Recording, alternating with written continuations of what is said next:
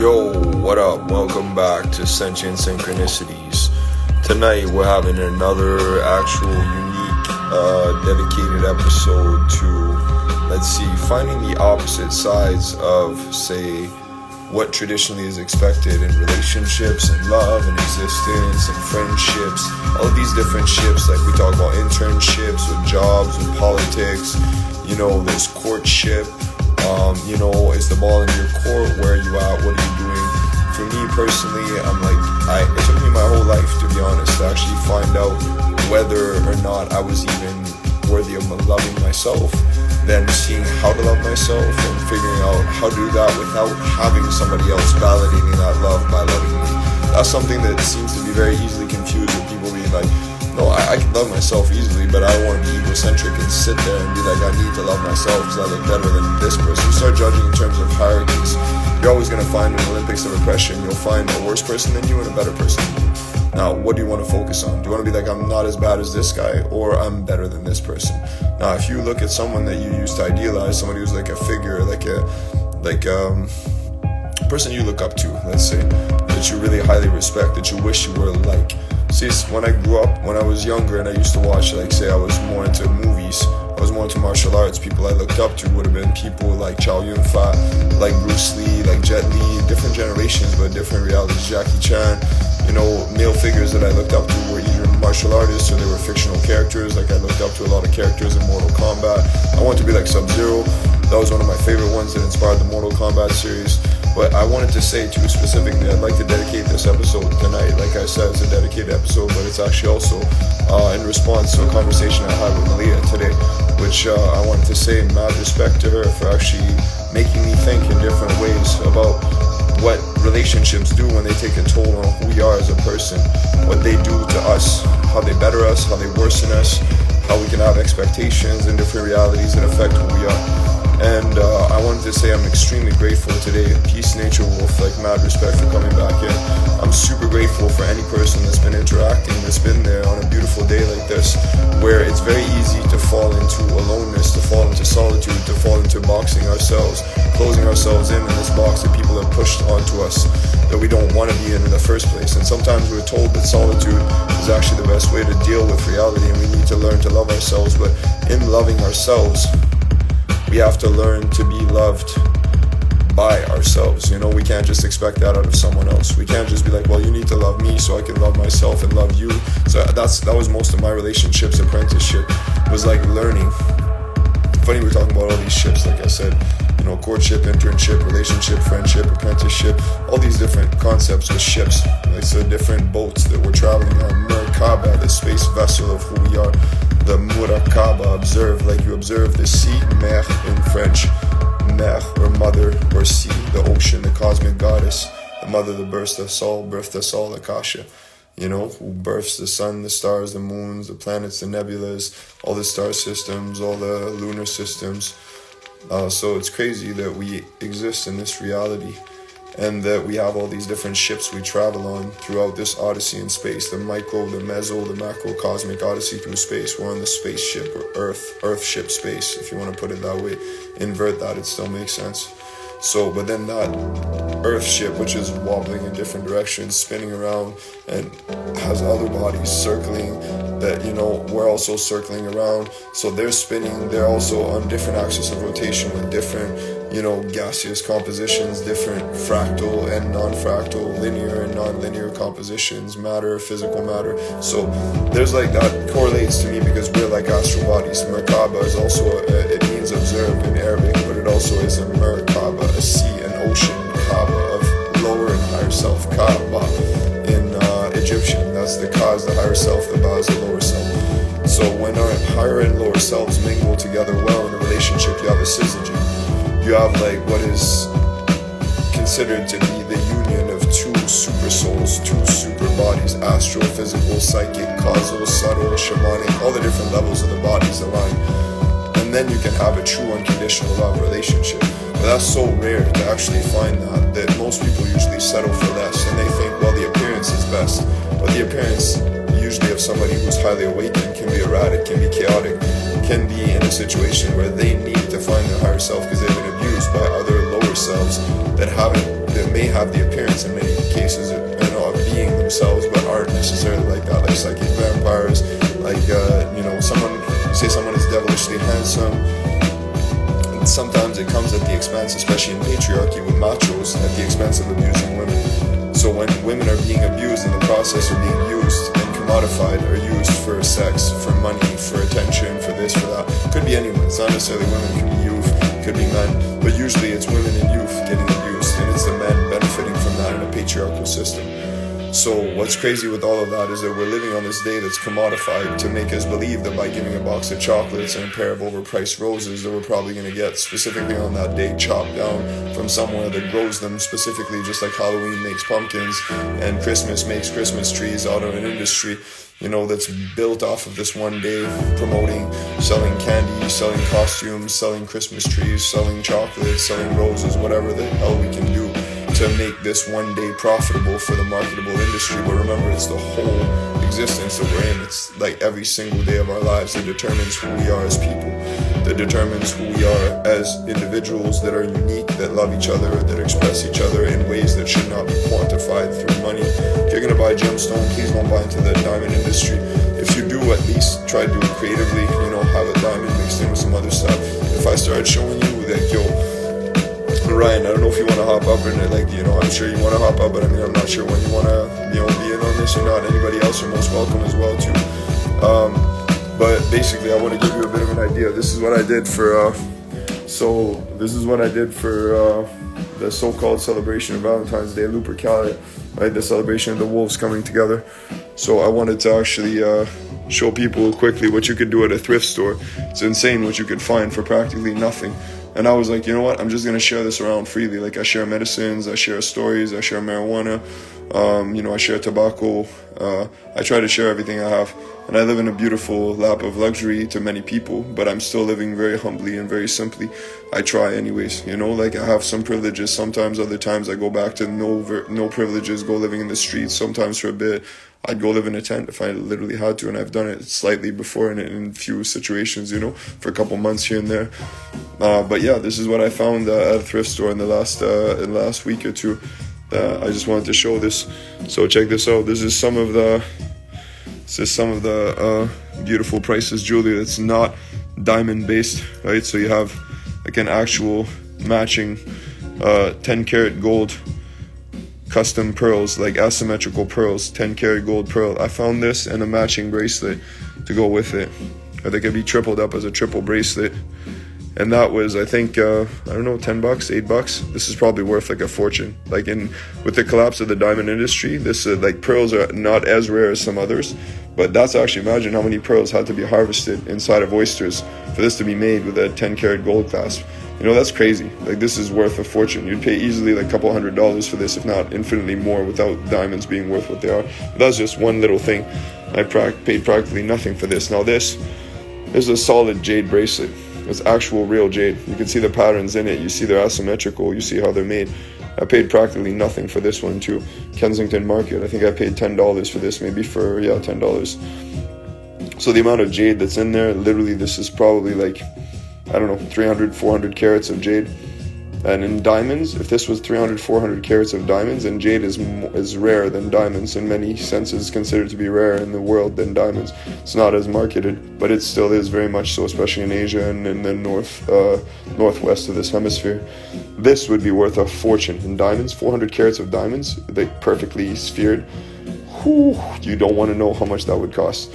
So yeah, that's little gifts that I try to show people how to hack the system, And then you've got this. This is nacre. It's like the inside of the oyster shell.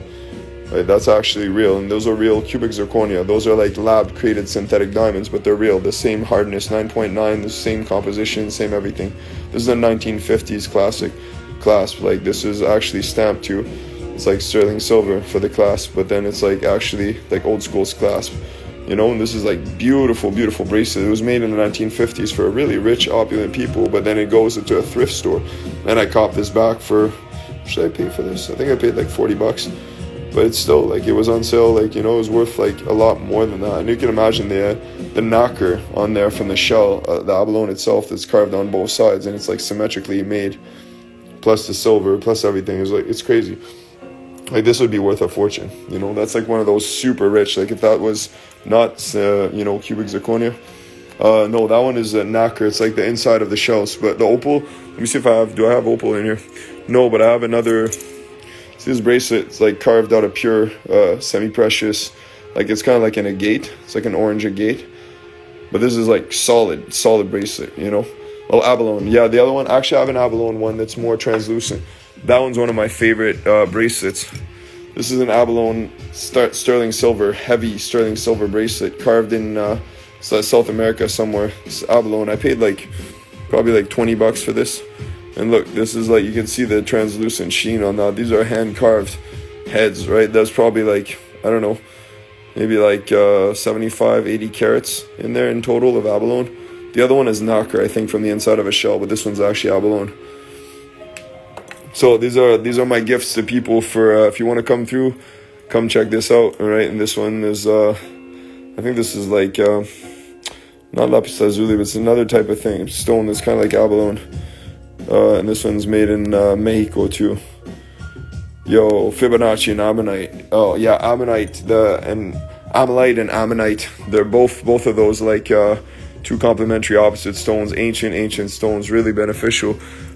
See, this is what I do. I go, but imagine, like, if you, I'll talk really quickly on this subject, but like, if you imagine if you go outside of the idea of what the traditional concept of what your husband or your girlfriend has given you, right? Imagine that the bracelet I showed you. So let's say your boyfriend is like, okay, I got her like a 2-carat diamond. That was like 2 months worth of my work, something like that, right? But what is 2 carats of that? Do you want to know how many carats are in? This is my jewelry box. It's carved out of the same. This is gemstone that looks similar to the orange one, but it's more rainbow. This is rainbow onyx carved jewelry box. So there's probably about 1,000 carats of rainbow onyx just for this jewelry box alone. So I paid like probably $10 for this. You know what I'm saying? This is like ridiculous that people will spend a fortune trying to get something that's overpriced at a place that probably trades blood diamonds and like launders mafia money for patriarchal fucks. And you know, you don't even know where that's coming from colonialism, from abuse, from lies, from torture, from genocide. And why wouldn't you go support your local thrift shops, your local curio shops, your local secondhand shops? Yeah, so go support that ammonite too, the pattern, the symmetrical pattern that goes from the creation to the swirl of the black hole and the light inside. It's like an infinite yin and yang spiral symbol. So ammonite, amalite, really wonderful ancient fossilized beings too. But yeah, let's do this, Ryan.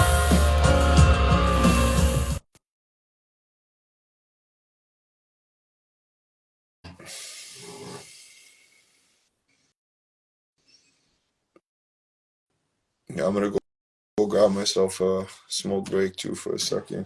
I think I popped you up. Okay, cool. Beautiful. Yo. Yo, brother, can you hear me? Yep. Yo, man, you're on the big screen, bro. Ha. You're in the movie theater, bro. What I You're putting wanted me to in say though, yeah. reflection. Uh, I I just wanted to say, I don't know if you can see my face. What did I want to say here? It was about. It was related to what you were speaking about with the ammonite and the value of this stuff. Wow, it's funny how it all escapes the mind. Wow. It's like, oh yeah, this is it. Okay, so I was dating an amazing woman in Canada, and we were we were pushing our limitations to the max. She had 3 children, and I was helping her to raise these children. And before she became a mother, she was an international model, so she had traveled the world, and she'd seen all the diamonds and all the jewels. I bought her this opal ring, which was so beautifully crafted for $27. She said it was the most beautiful ring she's ever seen in her life. It was fire opal, black, like onyx, uh, galvanized steel. It wasn't silver or anything. It was just like black coated steel with like fire opal on two sides, and then a real nice opal in the middle. And she was like, "Oh my god, this is the most beautiful thing I've ever See, seen, regardless of that's diamond what or I'm whatever." saying. It was It takes a 27 bucks. creative artist to get that. It takes somebody who thinks outside of the rainbow white box, you know? Yeah, she was a triple Scorpio. So Yo, because it's like somebody says, like, the most beautiful portrait is a black and white portrait that's made by De Beers. And then somebody comes along and gives you like a Picasso before Picasso was even invented. You're like, yo, or like yeah. a Frida Kahlo painting. And you're like, Frida Oh Kahlo yeah. painting? Well, you know I don't the want the industry, black and right? white picture of like this thing. I want to see the Frida Kahlo version. Yeah. I want to see Frida Well, you Kahlo. know I what want to it's see about, right? You know that Salvador it's Dali version. based on, it's based on the relevance, the conclusions we can draw about the path of this artist, of which way they walked in this life, and how incredible or how valuable that is to have something from their life trajectory. Um, it has nothing to do with how valuable their artistic creation is. It's a whole spectrum. Okay, sorry, let me track back. It's not that it has nothing to do with their artistic creation, it's that it has an equal component of their accolades, their connections, their path on this earth. You know how it Yeah, and goes. it I'm speaking with the promotes, choir listen, right now. it promotes white supremacy. I'll be honest. Like, you see this, I made this myself. No joke. I made this with hand broken pieces of And glass, it's hand made out cut of glass. sugarcane. Wow. Like, No, I'm fucking with you. no, but like it's made out of crystal. It's like Swarovski crystal, but Okay, this is hold the just as phone, valuable bro. as You diamond made to me. this. I'm You actually made each I piece made of this that. the way it is, like the way it's displayed around. This is from a cut broken pieces. You can see if you look close enough. You see this one's broken Bro. here. You see This this is one's not. glass That's all or glass. I quartz. handmade that to the levels that Bro, it's been this is broken sick, leftover pieces. dude. That's pretty sweet, man. So this to me is worth more than any diamond ring. You know what I'm saying?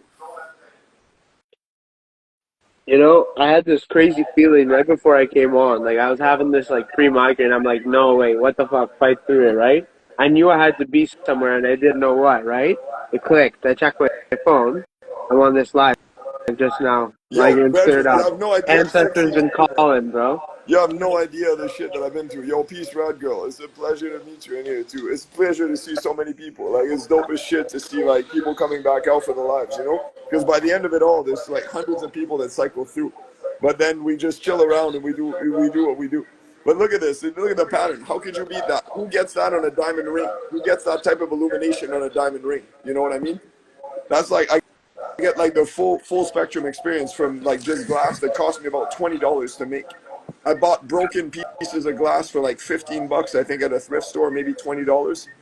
And then it was a broken leftover chandelier that had nothing but straight pieces that were all symmetrical but asymmetrical because a bunch of them were broken. So I threw out the ones I couldn't use. I didn't throw them out. I kept them as spare pieces, rather. And then I pieced together this in like 3.5 hours, something like I'm like Well, I yours, had a vision. bro. I started stealing On. pieces from other like luminaries, but doing it symmetrically, and then reattaching different parts from that over there and this here in my whole house. And I switched around everything to make it the way it is. Totally, Kalki.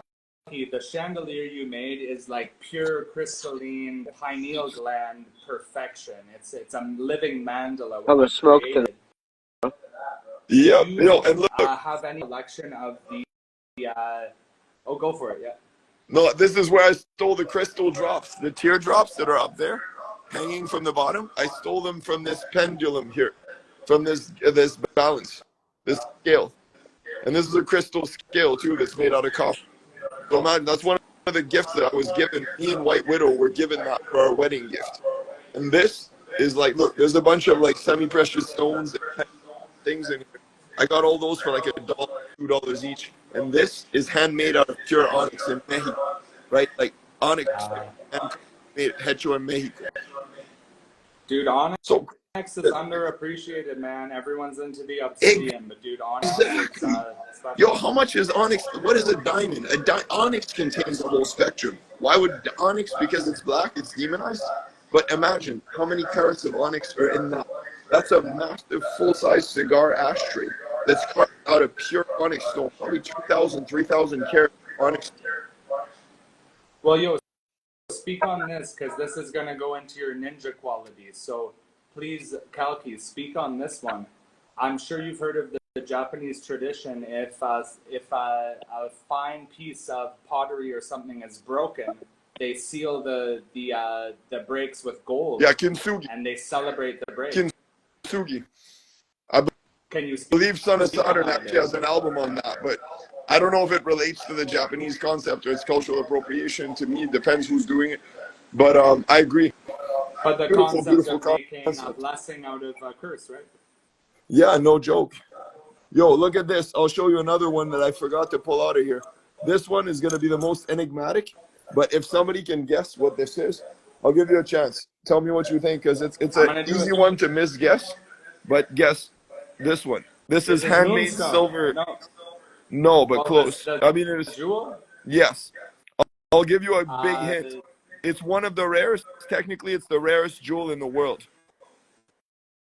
this is like a blue ruby or something, bro. Atlantis stone, Larimar. And is this in the amethyst style or what's going It's on with that? actually a Laramir. stone that was. It's a stone that was predicted Preacher by Edgar. poetry called it. Is it Laramir? Yeah, Larimar, exactly. So it's Okay, a so stone that was preacher predicted by poetry Edgar just Casey to tapped be in the found chat.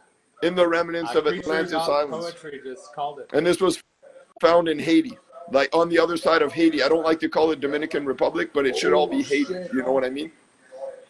Dude, that's pretty heavy duty. Yeah, though there's two. There's only at the time there was only one place in the world. Now there's two of those mines. They're both on that island.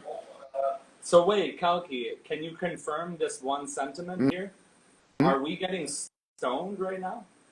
Yeah, yes, I think we're getting definitely. stoned, bro. We're getting gemmed out, man. It's like drop a gem on them. Like Mob Deep said, drop a gem on them. This is what I'm doing. I'm dropping gems on them. Because people don't realize, okay, imagine this. If the diamond industry crumbled and De Beers had no brainwashing, hypnotic influence on telling people you had to buy a diamond for any special occasion, right? Especially for a wedding. Now, if the diamond industry crumbled, Larimar it's purported to be 10,000 times as rare as diamond. I would say it's easily a million times rarer, if not more. They say 10,000, but if it was 10,000 times less, that bracelet alone. Now, ignore the silver. Just count the stones. How much do you think stones, even those raw stones that are already carved in those asymmetrical shapes, how much do you think that would be worth? Yo, I've given Larimar full sets that are like in sterling silver, ancient, like ask Trinity, Deep as the Sea, Sleepless. I gave her a whole set in Larimar, from pendant to bracelet to ring, like for engagement. That would be I worth wouldn't be surprised, man. insane I wouldn't be amounts. Like surprised, we're man. talking You billions. are a craftsman. What I want to draw attention to is I believe we have a shared like Ukrainian heritage, Siberian, Mongolian heritage. I believe we share that there, Kalki. So where this brings in the conversation of the Moldavite, this volcanic, well not volcanic, it's an asteroid-based rock. Yes. Apparently there was something that flew through outer space, which as it crashed into the earth, it created a glass-type composition. I held a little piece of Moldavite in my hand in like 2013. Bro, this like, it was the most psychedelic thing just holding this for 4 minutes. Bro. I feel you because I've read about that, and it was found first in Moldavia. That's why they called it Moldavite. But very interesting too. In a similar sense, one really high psychic stone is labradorite. Labradorite, Totally. the sheen of that is unreal. Just seeing the reflection is like rainbow mica. It's like having like a blue sheened rainbow indigo child mica on the top of But a the black dopest stone. part about labradorite is that it has the spectrum. You can see gold Yeah. and turquoise, like these crazy hues of high, brilliant blues, and then it transforms into gold and aquamarine colors, man. Labradorite is quite loco, my friend. Holy shit. Crazy visuals, bro. Yo, but one time I gave this. I gave a heart the size of a real heart, like probably about 1,000 carats, like almost maybe like the size of the inside of that ashtray, like the size of a full heart, carved perfectly in obsidian Lemurian rainbow obsidian onyx with a sheen that's like more complete spectrum on the opposite, on the black, but more than labradorite. I don't know if you've ever heard of something like that. It's insane. A funny story, if we're talking about getting stoned. I was gifted an obsidian arrowhead like 6 months ago. I received this obsidian arrowhead. The friend said, please take this, try to sell it. If you can get any money for it, please bring it back, whatever. I was like, all right, man, I can probably sell it. So I brought this obsidian arrowhead on this date with this girl, and then we're sitting at this table. She was about to go sing some music because she was there for a performance. And then I dropped the bag that contained that arrowhead. And within a couple hours of me even possessing this obsidian arrowhead, it smashed into pieces.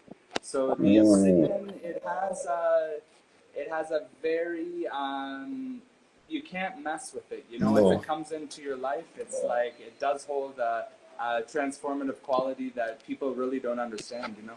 Yeah, and they demonize. You know why they demonize the black stones? Because the black stone, it all goes with systemic photonic racism, but then it goes with the fact that they know those stones are the ones that protect the most from electromagnetic frequency. So they create transparent stones to amplify the black mirror effect of neo-Nazi disruptive frequencies when we're using this even live. But we're battling against that, which actually glitches technology. When your brain activity is too high, you can glitch technology, but when your brain activity is too low, ironically, from staring at disruptive frequencies and neo-Nazi, technology devices that are reverse engineered by the Third Reich specifically to actually create these disruptive frequencies and fuck with our brains and create tumors and everything. We can battle against that as mutants and adapt to the frequency and do everything, but it's more complex. But if we use those translucent black stones, the scry, then we actually have a black mirror that's the opposite of what the show entails, which is to see you have a real scrying mirror. But this one is a scrying mirror that imposes the reality, the view of reality, which is why we try to break this shit on Yo, and this is a trippy thing. Like today, right now, today in Mayan astrology, it's the day of Etznab, which is, they call it flint or spearhead, which is traditionally comprised of obsidian. Wow. So today is actually the day of obsidian in Mayan astrology. But let me bring it back to one other point. Okay, I'm probably going to forget what I was even trying to say here. It just slips the mind. Yo, so let me just say thank you to Creature Poetry, because we won't see that on the replay. Let me just say, she said, I'm glad y'all are talking stones. I walked around holding my prophecy stone I stumbled across today. I need to look back at all its properties. Or, my apologies for assuming, about speaking, but I'm like, it's really dope to actually talk about this. Because people don't realize how important true stones, and please stay away from slave labor stones for anyone, but the gifts, that's why gifting community is so important. Because when we share and everything is a non-attachment, we don't have possessions. If you possess something that's yours, you have possessions you need to cleanse. And you're possessed. Yeah, you're possessed. So you need to exercise your possessions, and most people don't exercise or get rid of their possessions. En français, démon is of the moon. So these are lunar frequencies. Yeah, the moon lunatics. Yes, and also démon is like to dismantle, to break. A demon breaks, but who creates? A creator. So the demon can destroy very easily, but it takes a lot of energy to create something that lasts, to create a concept of art that lives immortally, to create a youth that you raise properly, to help to co-create a being that you bring into this portal of existence. It takes démon also, but mon, the demonization of the moon also is from monstre. Monstre actually in Old French means show me. Monster means montre, show me, which also means watch. And which means mine, mon. Mon is also mine, exactly. Ownership, Being possession. mon is like destroy, it's mine. And then also moon worshippers are demonized in the process. The divine feminine is demonized in the process. So what's a demonization? It's a two-pronged concept. If démon is destructive en français, how would you reverse that to the creative? How would you say the reverse? Démon, what would be the productive and constructive side? If you could say surmonte, which is to overcome obstacles. Surmonte is to be on the dot, on the clock. to Sumo? overcome the obstacles, to be on point, to be on top of things. Surmonter au lieu de démonter. Démonter means to dismantle. Surmonter is to like to overstructure, to rebuild. Like say your house is crumbling, you renovate it, you build a giant like say like I don't know, like a glass, like bulletproof plexiglass greenhouse on top or something. You're so you overcome the obstacles. You fix the crack in the roof, you fix the roof, you overcome that, you build a glass, something to make you survive during winter. Who knows? There's infinite ways to actually go through that, but etymologically, it's extremely fascinating to look at how you dismantle and remantle things. Yo, I feel you, creature poetry, like for real. That everything I have is like we're all partially broken. This is why I love the idea of the goddess who's never not broken in Indian tradition, Akhinandeshvari. That's why I made like 3 albums to dedicate to her honor, 5 technically, but she's the one who's never not broken because she realizes that everything is always kind of broken and dismantled. But we repurpose, we reuse, we upcycle, we redo, we try to repurpose everything we can essentially. So I feel you on those days. Today I thought was going to be one of those days. I was like, what am I going to do today? It's the first day in ages that I'm not with any partner for Valentine's Day. But I'm like, yo, I have so many people across the world that respect me and love me and care about me. I need to remember that. So that's why I was doing that in that spirit, but also in the spirit of saying it's not just one day of the year that we should celebrate the people we love. It's every day of the year. Otherwise, what's the point? And I'm also very cool with 100%. stuff not being mine. Yo, what up, 60s? I just wanted to say, man, holy crap! Everything you guys said gave me like a whole spiritual experience. I gotta go lie down, bro. No, Because no, it's so like I felt Yes. the And energy I'll from call it that, I'll bro. call it a day because I wanted to say mad love to everyone too. Creature Poetry, everyone who dropped through, you, Ryan, but also mad love to Malia if you stayed through and listened to the end, like mad respect because I That was wanted to so dedicate this episode strong, to her man. because she wanted to know about relationships and how they affect us. Like she wanted me to drop in a bit of science about like how we can be destroyed or rebuilt through relationships. So démontrer, surmontrer, like to That dismantle was or so rebuild powerful, yourself, man. purpose yourself. So I wanted to say thank you for inspiring me to all of you, but to Malia especially, thank you for tonight for the conversations also, and for inspiring this life. So I really appreciate it. Mad respect, mad love to everyone. We'll call it a day, call it a night rather, and I hope that everybody celebrates the true spirit of love and of wolves coming together, Lupercalia, and not just of a fake monastic saint in the Roman Empire who probably got martyred for a reason, but who knows.